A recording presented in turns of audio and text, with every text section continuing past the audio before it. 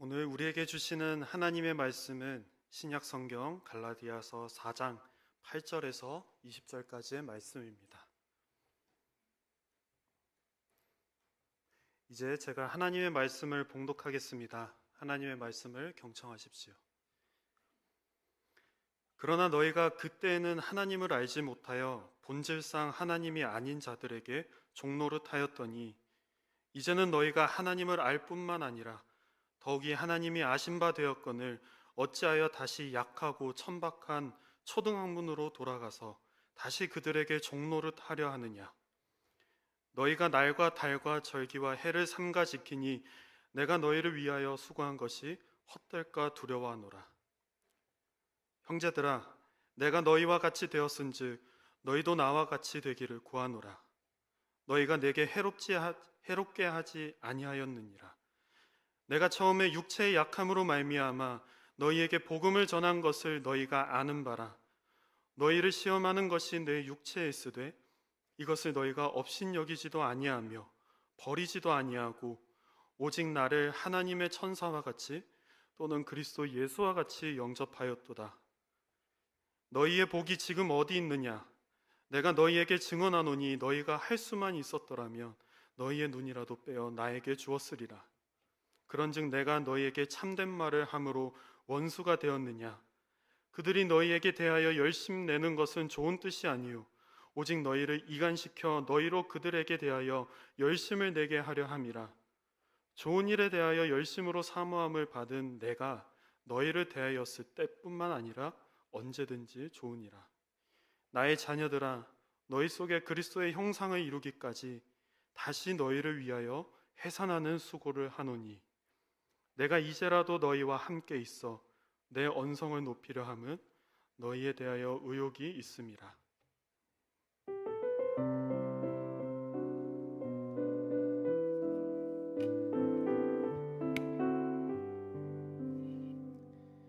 참 좋으신 주님의 평강이 이 자리에 계시는 모든 분들과 함께 하시기를 소망합니다.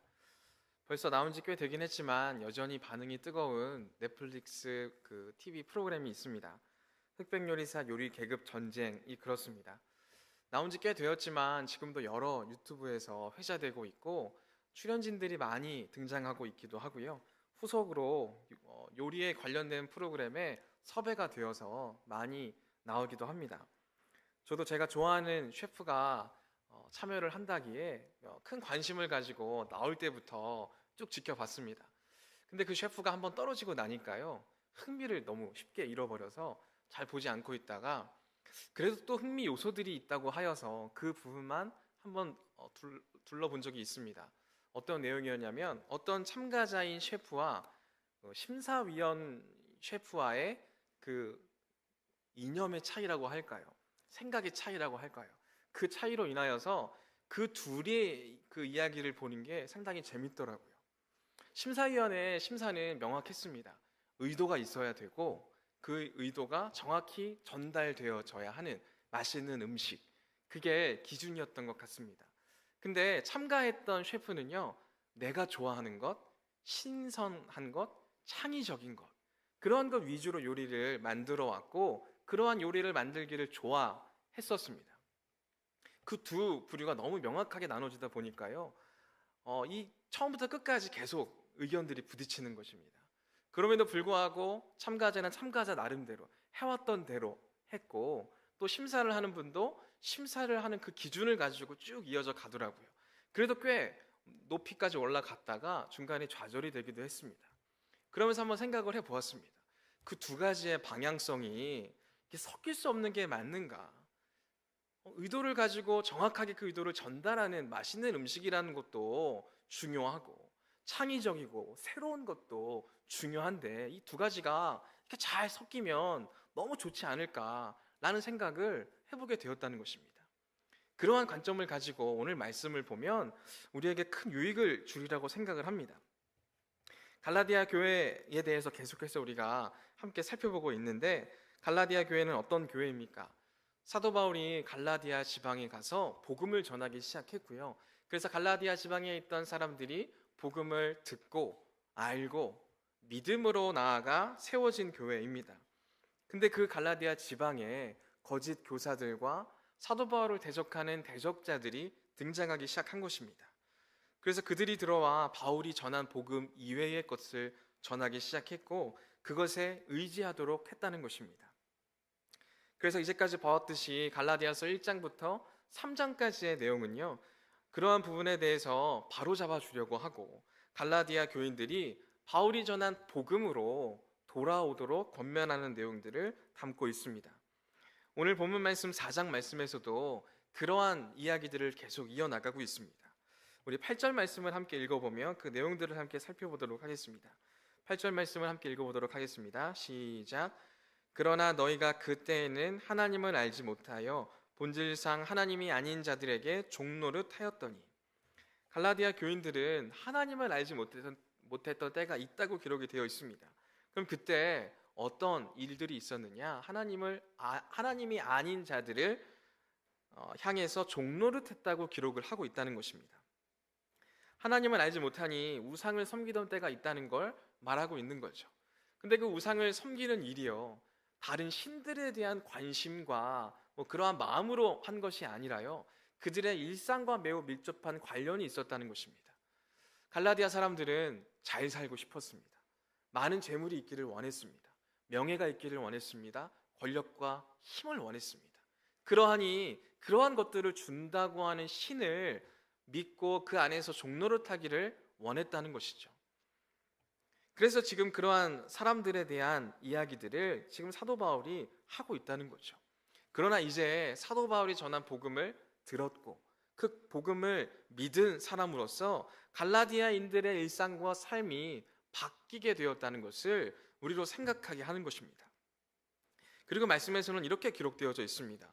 너희가 하나님을 알 뿐만 아니라 하나님이 너희를 아신다, 그렇게 기록되어 있습니다. 사실 성경은 계속해서 우리에게 알려주는 것이요, 하나님이 우리 한 사람 한 사람을 태어나기 전부터 구별하였고 아신다고 기록을 하고 있습니다. 근데 오늘 말씀에서는 우리가 하나님을 알 때 하나님이 우리를 아시는 것처럼 생각하게 하는 그러한 본문이기도 합니다. 하지만 이 말씀을 이렇게 해석할 수 있어야 하겠죠. 우리가 하나님을 알 때 우리가 그제서야 비로소 하나님이 나를 아신다는 것을 깨닫게 된다는 것이죠. 그러한 부분에 대해서 오늘 분명히 알려주고 있고, 그렇게 하나님이 나를 아시고 하나님이 나를 어떠한 사람으로 만들어 가시는가를 사도 바울은 전하고 싶었다는 것입니다. 그럼 우리가 하나님을 알고 하나님께서 우리를 아신다는 말씀을 우리는 어떻게 들을 수 있어야 하겠습니까? 하나님이 우리 한 사람 한 사람을 샅샅이 살펴보고 계시고 계속해서 지켜보고 계시니 똑바로 살아라 라는 음성으로 들어야 할까요? 아니겠죠. 그 말씀을 어떻게 받아들여야 하냐면, 우리가 하나님을 알고 하나님은 나를 아시니 우리와 인격적인 관계를 맺어가기를 원하시는구나 라는 것으로 우리가 들을 수 있어야 한다는 것입니다. 그래서 우리가 함께 읽지는 않았지만 갈라디아서 4장 6절 말씀에 이렇게 기록되어져 있습니다. 너희가 아들이므로 하나님이 그 아들의 영을 우리 마음 가운데 보내사 아빠 아버지라 부르게 하셨느니라. 하나님께서 우리를 자녀 삼아 주셨다는 것입니다. 이 말씀이 뜻하는 바가 명확하죠. 하나님이 우리를 자녀 삼아 주셨고 우리는 하나님을 아버지라고 부를 수 있는 관계가 되었다는 걸 뜻하는 거겠죠. 예수님께서 주기도문을 통해서도 우리에게 알려주신 첫 번째 내용이 이거잖아요. 하늘에 계신 우리 아버지, 하나님은 우리의 아버지 되어 주신다는 것을 분명히 알려주신다는 것입니다. 근데 하나님께서는 왜 우리에게 아버지라는 이름으로 불리기를 원하셨을까요? 이러한 부분을 한번 생각해 볼 필요가 있죠. 하나님께서는요, 우리에게 아버지가 되어 주시지 않아도 사실 되지 않습니까? 아버지가 아니라 그냥 권능의 하나님으로만 불려도 상관없지 않으십니까?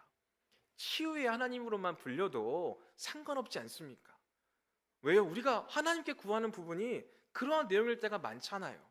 지금 내가 경험하고 있는 어려움과 고통 가운데 있을 때 나를 건져달라고, 나에게 나음을 달라고, 해결해 달라고 권능의 하나님께 기도하는 경우가 있죠.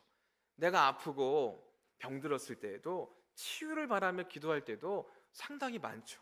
우리의 기도의 지분을 따지자면 그러한 기도의 내용이 7, 80%는 될 겁니다. 그럼 그러한 가운데 하나님은 우리에게 치유의 하나님으로, 권능의 하나님으로만 불려도 상관없을 거예요. 근데 왜 하나님께서는 굳이 우리에게 아버지라는 이름으로 불리기를 원하셨느냐라는 거죠. 아까도 말씀을 드렸지만 아버지라는 이름으로 불리기를 원하셨음은 우리와 보다 직접적인 관계를 맺기를 원하신다는 것입니다. 하나님과 나 사이에 뭔가 그렇게 구하고 받는 그러한 계약적인 관계가 아니라 정말 아버지와 자녀로서 그러한 관계를 맺기를 원하셨다는 것이죠. 하나님께서 세상을 얼마나 사랑하셨다고 기록하고 있습니까? 이처럼 사랑하고 계신다고 말씀에는 기록하고 있지 않습니까? 그 이처럼에 대해서 하나님이 우리의 아버지 되어주신다는 그러한 관계성이 없다면요, 그 이처럼은 우리가 해석할 때 내가 하나님 앞에 잘할 때, 하나님의 말씀대로 생활할 때 사랑하시는구나 라고 해석할 수밖에 없을 거예요. 하지만 하나님께서는 우리의 아버지가 되어주시기 때문에 그러한 관계성 안에서 하나님이 나를 사랑하시는구나, 그 관계성 안에서 하나님이 나를 위해서 이 땅에 오셨고 나의 죄를 짊어지셨고 죽임 당하셨구나, 그리고 우리를 자유롭게 하셨구나 라는 것을 받아들일 수 있다는 것이죠. 그러하기 때문에 하나님께서는 우리에게 아버지로 말씀하고 계신다는 것을 우리는 분명히 알 수 있어야 한다는 것입니다. 그럼 그러한 관계성 안에서 우리가 가져야 되는 모습은 무엇이겠습니까? 하나님을 더 알아가야 하는 거죠.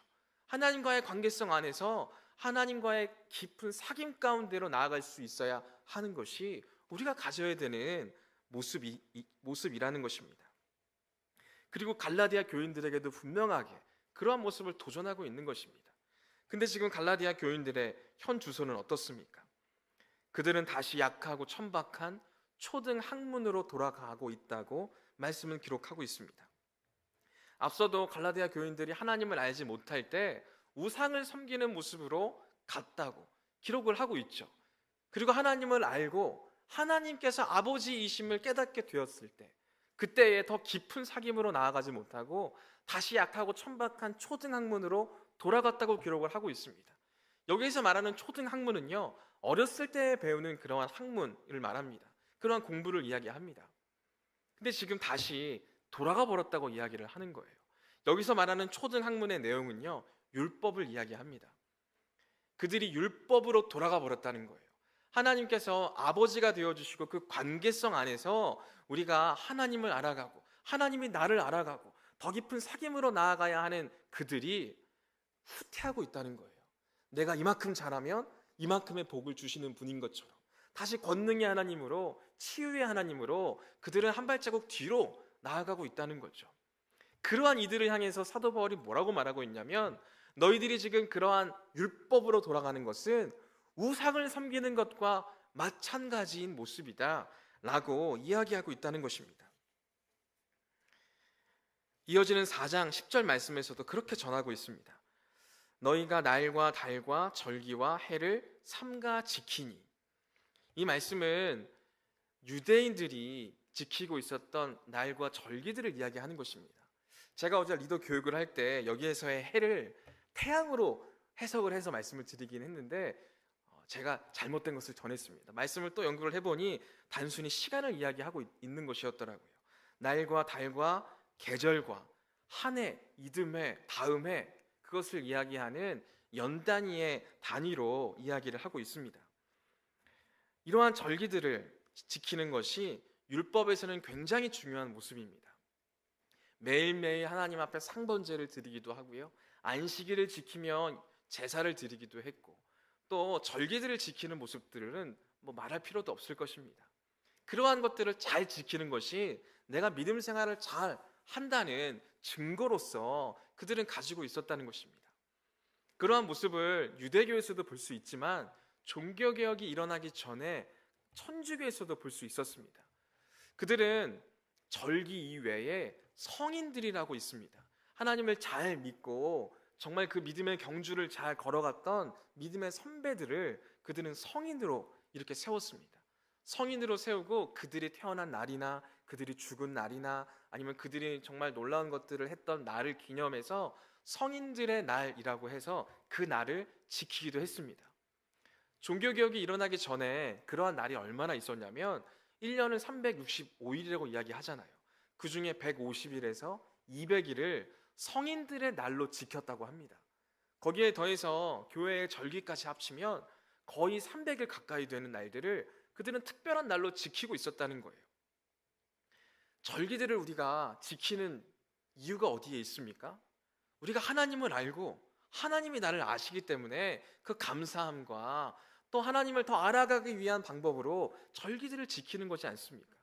근데 그런 날들이 너무나 많아지게 되면서 그 날들을 지키면 내가 믿음 생활 잘하고 있는 것처럼, 그 날들을 지키면 내가 믿음이 뭔가 성숙해지는 것처럼 바뀌게 되어졌다는 거죠. 율법을 지키는 모습도 그러하다는 거예요. 율법을 우리에게 주신 이유가 뭡니까? 믿음이 아직 우리가 없을 때, 연약할 때 우리의 길이 되어주고 방향성이 되어주는 길로 율법을 주신 거예요. 그럼 그렇게 지킴으로 인하여서 우리의 믿음이 더 좋아지는가? 그게 아닌 거죠. 단순히 길이 여기인 것을 알았으니까 그 길을 통해서 하나님을 더욱 알아가고 그 가운데 하나님과의 더 깊은 관계로 나아가야 하는 모습들이 우리에게 필요한 모습인 거죠. 근데 그렇지 못했던 그러한 모습들에 대해서 사도 바울은 이야기하고 있는 것이죠. 이처럼 초등 학문으로 돌아가 버린 갈라디아 교인들을 향하여서 바울은 다시금 자신이 갈라디아 사람들을 만났던 그때를 회상하면서 이야기합니다. 바울은 복음을 듣지 못했던 갈라디아 교인들이 향해서 그들과 같은 모습이 되었다고 이야기합니다. 이건 무엇을 뜻하는 것이겠습니까? 아직 복음을 알지도 못하고 복음에 대해서 듣지도 못했던 이들을 향하여 내가 너희들과 같은 모습이 되겠다라고 하는 모습을 우리는 도전받을 수 있어야 하는 거예요. 지금 우리가 이 땅을 살아가고 있잖아요. 세상을 살아가는 가운데에서도요, 이러한 모습이 우리에게 있을 때가 있다는 거예요. 우리는 믿는 사람들이죠. 근데 믿지 않는 사람들을 만나게 될 때도 있지 않습니까? 그들을 향해서 어떤 모습으로 다가가십니까? 그들과 같은 모습으로 나아갈 때가 많이 있으시겠죠. 근데 우리가 연애에 대한 이야기를 해보자면 믿지 않는 사람들을 만나고 싶지 않아 하는 분들이 상당히 많죠. 왜 그렇습니까? 그들과 우리가 쓰는 언어가 다르다는 걸 발견할 때가 많다는 거예요. 그들의 문화와 우리의 문화가 다르다는 생각들을 할 때가 참 많다는 거예요. 그러한 부분들이 한 번, 두 번 부딪히다 보면 믿는 사람들을 만나기를 선호하게 될 때가 너무나 많다는 거죠. 그것과 마찬가지인 거예요. 사도 바울도 갈라디아 교인 사람들을 만났는데 그들이 말하는 언어와 그들이 생각하고 행동하는 모든 문화적인 모습들이 너무나도 다른 거예요.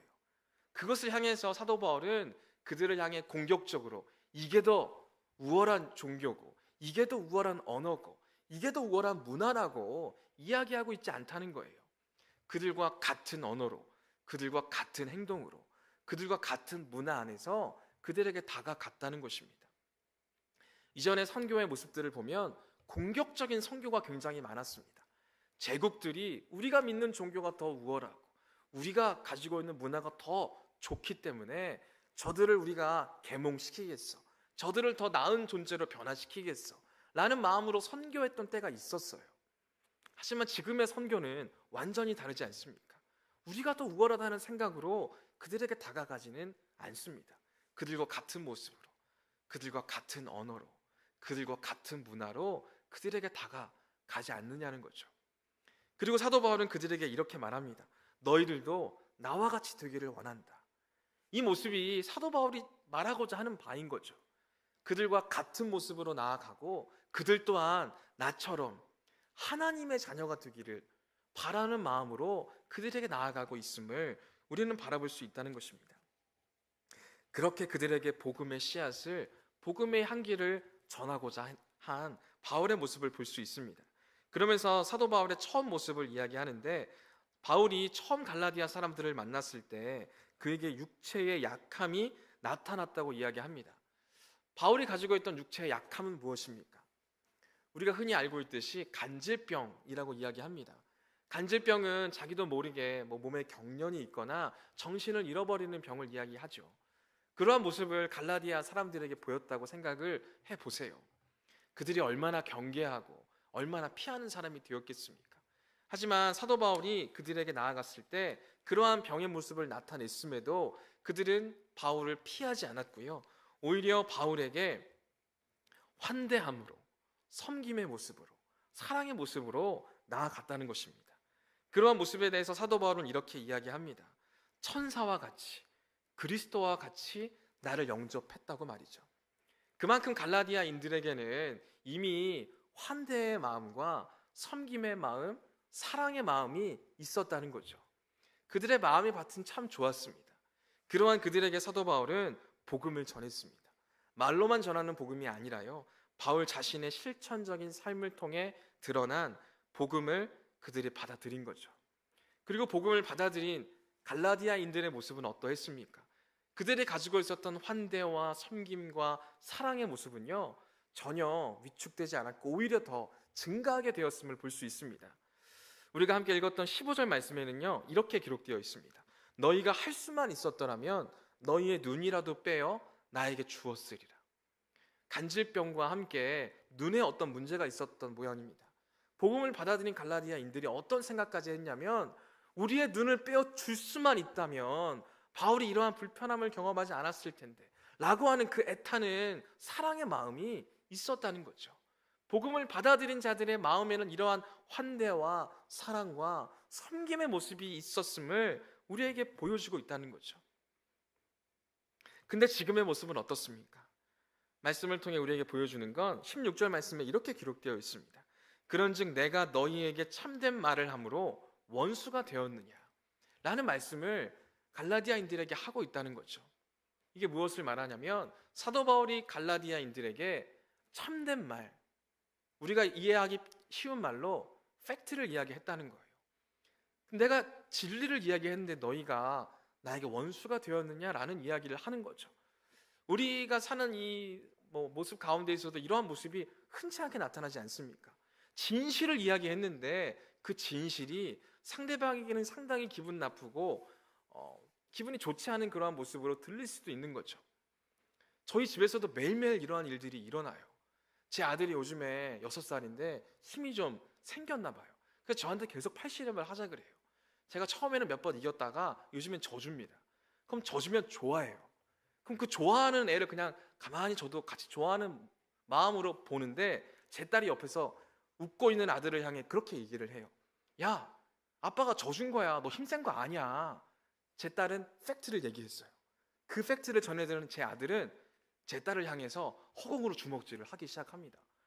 팩트를 전해 들었는데 기분이 나쁜 거예요. 좋지 않은 거죠. 그리고 어제 저녁에도 제 아내가 좋아하는 빵을 사와가지고 옥수수 크림빵을 사와가지고 먹었습니다. 근데 제 아들이 저녁을 다 먹고 나서 한 8시, 9시쯤 됐을 때 빵을 좀 달라는 거예요. 근데 옥수수 크림빵이다 보니까 크림이 묻은 빵이 이렇게 딱 뜯어서 줬는데 묻은 거예요. 근데 제 아들이 크림 빼고 달라는 거예요. 그래서 제가 제 아들한테 그랬죠. 옥수수 크림 맛있어. 먹어. 팩트를 말했어요. 근데 제 아내가 그만 말하라고, 그만. 옥수수 크림 그만 얘기하라고. 이게 뭘 뜻하는 걸까요? 옥수수 크림은 다 자기 거라는 얘기죠. 제 아내가 그렇게 옥수수 크림을 사수할 때 저는 옆에서 아니야, 한 번만 먹어봐. 맛있어. 저는 이렇게 팩트를 자꾸 얘기했어요. 그랬더니 제 아들은 먹어야 되는데 먹지 말라는 이야기 안 먹더라고요. 근데 저는 팩트를 얘기하며 제 아내에게 혼났지만 그럼에도 불구하고 제 마음에는 그런 마음이 있었어요. 밤에 먹으면 또 배부르다고 할 거니까, 건강 좋지 않다고 할 거니까, 그러한 마음으로 참된 말을 했는데 왜 저를 원수 보듯이 보느냐 이거죠. 오늘 딱 말씀에서도 그와 같은 거예요. 사도 바울이 갈라디아 교인들에게 원하는 것은 복음을 듣고 복음을 믿고 그 복음 안에서 하나님과 나와의 관계 가운데에서 더 깊은 사귐으로 나아갈 수 있어야 할 터인데, 그러한 자리에 서 있어야 할 갈라디아인들이 다시 율법으로 돌아가서 율법을 믿어야지만 내가 잘 믿고 있는 것처럼, 절기를 잘 지켜야지만 내가 성숙한 믿음의 사람인 것처럼 생각하게 되었다는 그러한 모습에 대해서 분명한 진리의 말씀을 전했는데 갈라디아 교인들은 그걸 받아들이지 못하고, 왜 우리가 지금 잘 믿고 있는데 왜 우리에게 뭐라고 하냐고, 우리가 당신의 말을 듣지 않아서 지금 그런 거냐고, 이러한 식으로 생각하며 원수 대하듯 대하고 있었다는 것을 말씀에서는 이야기하고 있다는 거죠. 하지만 바울의 마음은 그러한 마음이 아니었습니다. 오늘 18절 말씀에서도 이렇게 이야기하고 있습니다. 좋은 일에 대하여 열심으로 사모함을 받음은 내가 너희를 대하였을 뿐 아니라 언제든지 좋으니라.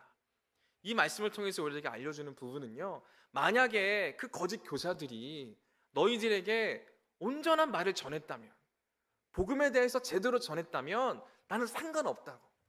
그 말을 듣고 너희들이 그들을 더 위하든 뭐 그들에게 더 좋게 대해주든 나는 상관없다고. 만약에 그들이 좋은 일을 이렇게 전했으면 그렇게 대해도 상관없지만, 내가 지금 억지로 그들을 깎아내리려고 하거나 억지로 너희들에게 무언가를 잘못하고 있다고 말하는 게 아니라고. 하나님의 온전하신 복음을 전하고자 했다는 것을 분명하게 이야기하고 있다는 거죠. 하지만 이미 갈라디아 교인들은 사도 바울을 원수 대하듯 대하기 시작했다는 것입니다. 그러한 그들을 대하는 사도 바울의 마음은 어떠했겠습니까? 여러분들은 여러분들 주위에 여러분들을 싫어하거나 원수 대하듯 대하는 이들이 있습니까? 그들을 보거나 그들에게 어떠한 말을 들을 때 어떤 생각이 드세요? 너무 괴롭지 않습니까? 미움받을 용기라고 하는 책까지 나올 만큼 미워하는 자가 있다 하더라도 담대함으로 나아가야 있을 터인데, 사실 그렇지 못한 게 우리의 모습이잖아요. 사도 바울은 어떠했겠어요? 같이 함께 한 믿음으로 나아갔던 공동체에서 자기 자신을 원수 대하듯 대하는 모습을 보았을 때 어떤 생각이 들었겠어요? 그 마음이 찢어지지 않았겠습니까? 아니, 마음이 찢어지는 것 이상으로 얼마나 괘씸하겠어요. 저 같았으면 그냥 끊어버렸을 거예요. 그냥 너희들 그냥 그렇게 살아라, 그렇게 살다가 망해라 라는 마음이 너무 컸을 거예요. 근데 사도 바울의 모습은 어떻습니까? 19절 말씀을 통해서 사도 바울의 마음을 알 수 있습니다. 우리 함께 읽어보도록 하겠습니다. 시작. 나의 자녀들아, 너희 속에 그리스도의 형상을 이루기까지 다시 너희를 위하여 해산하는 수고를 하노니. 사도 바울이 그들을 향해서 뭐라고 이야기하고 있습니까? 갈라디아 사람들은요, 사도 바울을 향해 원수 대하듯 대했습니다. 하지만 사도 바울은 그들을 향해서 나의 자녀들아 라고 이야기하고 있습니다. 그건 무엇을 뜻하는 겁니까? 이미 앞서 하나님께서 믿는 이들을 자녀로 받아주셨어요. 하나님께서 믿는 이들을 향하여 환대와 사랑과 섬김의 모습을 이미 보여주셨습니다. 그리고 우리는 자녀가 되었습니다. 그리고 아버지라고 부를 수 있게 되었죠.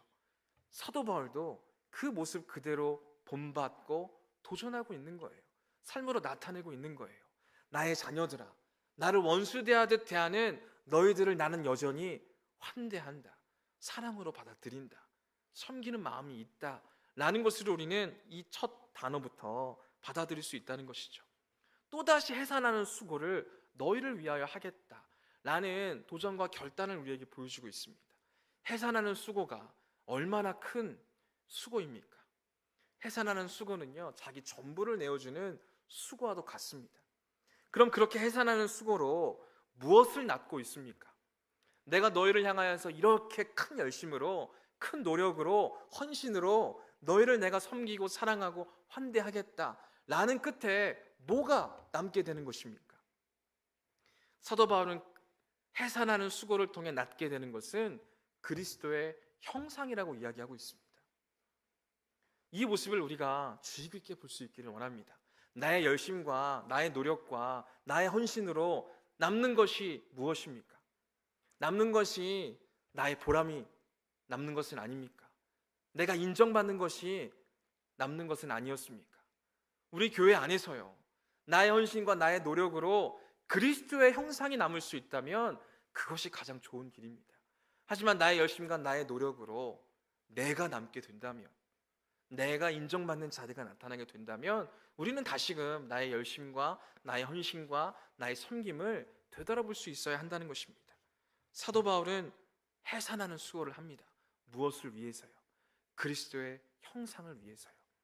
그러한 모습을 우리에게 분명하게 도전하고, 그러한 모습을 통해서 하나님께 더 깊은 사귐의 모습으로 나아가고 있습니다. 그리고 사도 바울은 지금 우리들에게도 그러한 모습을 도전하고 있습니다. 서론에도 말씀을 드렸듯이 양립할 수 없는 두 가지의 모습이 있습니다. 새로운 것들을 추구하는 모습과 의도를 생각하고 의도를 전하는 모습, 이 두 가지의 모습이 양립할 수 없는 것처럼 보였습니다. 하지만 오늘 말씀을 통해서 그 두 가지가 조화를 이룰 수 있음을 분명하게 이야기하고 있습니다. 우리는 하나님을 믿음으로 새로운 정체성을 가진 사람이 되었고요, 새로운 길을 걸어갈 수 있는 사람이 되었습니다. 그 길을 걷게 된 우리가 어떠한 삶을 살아야 하겠습니까? 우리에게 주신 말씀이 있고요, 율법이 있습니다. 그 율법을 주신 의도를 알고 그 의도대로 율법대로 살아갈 수 있는 존재가 된다면 우리는 하나님을 기쁘시게 하는 자가 되어질 것입니다. 그러한 삶을 살아갈 때 우리는 하나님의 마음을 더 알아가게 되고 하나님의 뜻을 마음에 품고 그리스도인의 자녀다운, 그리스도인다운, 하나님의 자녀다운 삶을 살아가게 될 줄 믿습니다. 그러한 믿음의 여정으로 오늘 말씀을 바라보면서 하나님의 말씀을 듣고 믿고 그 말씀대로 살아가기를 도전할 수 있는 저와 모든 분들이 되시기를 간절히 소망합니다. 함께 기도하기를 원합니다. 함께 기도하실 때 우리의 믿음의 여정을 위해 기도하기를 원합니다. 우리는 사도 바울과 같이 믿음으로 하나님의 자녀가 된 자들입니다. 그리고 하나님께서는 우리가 하나님을 부를 때 아버지라고 부르시기를 원하십니다. 그러한 모습으로, 그러한 관계로 우리와 함께하기를 원하시고 그 관계 안에서 우리에게 가장 좋은 길을, 가장 좋은 삶을 우리에게 비춰주시고 이끌어가 주시는데, 우리는 그러한 관계 가운데에서 모든 것들을 해나가려고 하기보다 내가 좋아하는 곳으로, 내가 원하는 방향으로, 내가 이 세상에서 누리기를 원하는 모습으로만 하나님 앞에 나아가고 있지는 않습니까? 그러한 관계 안에 머무르려고 하기보다 그냥 권능의 하나님으로만, 치유의 하나님으로만 그 자리에 있어 주시기를 바라고 있지는 않습니까? 자꾸만 나를 향해 다가오시는 하나님을 향하여 뿌리치며 더 멀어지려고만 하는 우리의 모습이 있지는 않습니까? 그러한 가운데 다시 돌아가 버린 갈라디아인들을 보게 됩니다. 하나님께서 우리를 받아주셨고 환대해 주셨고 사랑하는 그러한 자리에 우리를 가게 하셨는데, 우리는 그러한 자리에서 점점 멀어지며 환대와 거리가 멀어지게 되었고 사랑과 섬김의 자리에서도 너무 멀어지게 되었음을 바라보게 됩니다. 우리로 다시금 바울이 이야기하듯 하나님께서 우리에게 인도해 가시듯 하나님과 나와의 그 관계 안에서 아버지 되시는 하나님께서 나를 인도해 가시고 나를 붙잡아 주시고 나를 이끌어 가시는 분이시라는 것을 알고 우리도 하나님을 기쁘시게 하고 하나님을 더욱더 알아가고 하나님의 말씀 가운데 거하기를 소망하는 자가 되게 해달라고 함께 기도하기를 원합니다. 또한 하나님께서 우리에게 그렇게 하셨듯 우리도 우리의 이웃들을 환대하고 사랑하고 섬길 수 있도록 도와주시고, 그리고 그 섬김의 끝에 내가 남지 않게 하시고 그리스도의 형상이 남게 되는 그러한 믿음의 자리에 나아갈 수 있는 우리 모두가 될 수 있게 해달라고 기도하기를 원합니다. 또한 이제 총회를 앞두고 있습니다. 한 해를 마무리해가며 내년도를 준비하며 내년도에 리더십을 세워야 하는 그러한 자리에 있습니다. 우리가 함께 기도할 때 그 자리에 하나님이 세우시는 사람들이 세워질 수 있게 해달라고 기도하기를 원합니다. 우리 한 사람 한 사람은 다 세상에서 많은 것들을 감당하고 바쁘고 분주한 가운데 있습니다. 하지만 그럼에도 불구하고 하나님께서 우리를 통해서 하나님의 일들을 이루어가기를 원하십니다. 하나님께서 우리를 통해서 우리 부서를 더욱더 주님의 뜻 가운데 세워가기를 원하십니다. 함께 기도하실 때 하나님의 사람들을 세워달라고 기도해 주시고, 그 사람이 다른 누군가가 아니라, 다른 자격을 갖춘 누군가가 아니라 하나님의 자녀된 우리라는 사실을 깨달아 그 자리에 감사함으로 나아갈 수 있는, 또 기꺼이 나아갈 수 있는 우리 모두가 될 수 있게 해달라고 이 시간 믿음을 위하여 또한 총회를 위하여 함께 기도하도록 하겠습니다. 사랑과 은혜가 풍성하신 아버지 하나님 감사합니다. 하나님, 우리가 어떠한 믿음의 여정을 걸어가야 하겠습니까? 믿음으로 사는 삶이 어떠한 삶입니까? 믿음으로 사는 삶은 하나님의 자녀가 되는 삶임을 믿습니다. 하나님을 아버지라고 부르며 하나님께 더 가까이 나아가는 삶인 줄 믿습니다. 나를 죽기까지 사랑하신 그 하나님 아버지의 사랑인 줄 믿습니다. 그 사랑 안에 거하는 우리가 되게 하시고 그 사랑으로 나를 환대해 주시고 나를 품어주신 하나님께 더 나아갈 수 있는 우리가 되게 하시며, 또한 주님, 우리가 열심과 헌신과 섬김의 모습으로 나아갈 때 나의 의가 남지 않게 하시고 그리스도의 형상이 남을 수 있는 우리 모두가 될 수 있도록 하나님 도와주시옵소서. 총회를 주님 앞두고 있습니다. 총회를 위해 계속해서 기도해 나갈 수 있도록 도와주시고, 하나님의 일꾼들이, 하나님의 사람들이 세워져 나갈 수 있도록 하나님 함께하여 주시옵소서. 주님 감사합니다. 사랑과 은혜가 풍성하신 아버지 하나님 감사합니다. 믿음으로 사는 삶이 어떠한 삶인지 계속해서 말씀을 통해 알아가게 하시니 감사를 드립니다. 주님, 우리는 하나님께서 우리를 환대해 주시고 받아주심으로 믿음으로 하나님의 자녀가 된 사람임을 믿습니다. 믿음으로 하나님의 자녀가 되었으니 자녀답게 살아갈 수 있도록 주님께서 도와주시고, 하나님의 자녀가 되는 새로운 정체성을 얻었으니 그러한 마음에 합한 자로서 이 세상을 살아갈 수 있도록 도와주시고, 그 마음으로 세상 가운데 나아가 그 어떤 사람이라 할지라도 환대할 수 있도록 도와주시고, 사랑하고 품을 수 있는 우리가 될 수 있도록 도와주시옵소서. 우리 공동체 안에서부터 그러한 환대와 사랑과 섬김이 넘쳐나게 하시고, 그러한 모습 가운데 하나님의 형상만이 남을 수 있도록 하나님 함께하여 주시옵소서. 주님, 또한 총회를 앞두고 있습니다. 총회를 준비하는 손길 가운데 힘을 더하여 주시고 기도하게 하시고, 하나님의 일꾼들이, 하나님의 사람들이 세워져 주님의 일들을 감당해 나갈 수 있는데 힘쓸 수 있게 하시고 앞장설 수 있게 하시고 본이 될 수 있는 삶을 살아갈 수 있도록 하나님께서 역사하여 주시옵소서. 이 모든 말씀 온전히 주님께 부탁드리오며 예수 그리스도의 이름으로 기도드립니다.